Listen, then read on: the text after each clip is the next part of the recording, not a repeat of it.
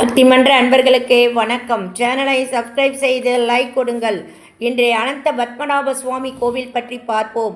அனந்த பத்மநாப சுவாமி கோயில் காந்திநகர் 2வது சாலை அடையாறு பகுதியில் அமைந்துள்ளது.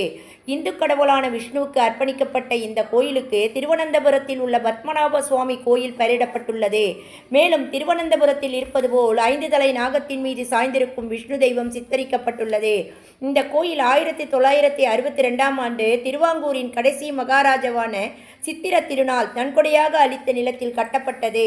இந்த கோயில் கேரள பாணியில் கட்டப்பட்டுள்ளது. இக்கோயில் வளாகத்தில் யாகசாலை உள்ளது. திருவாங்கூரின் கடைசி மகாராஜாவான சித்திர திருநாளின் சிலையும் வைக்கப்பட்டுள்ளது.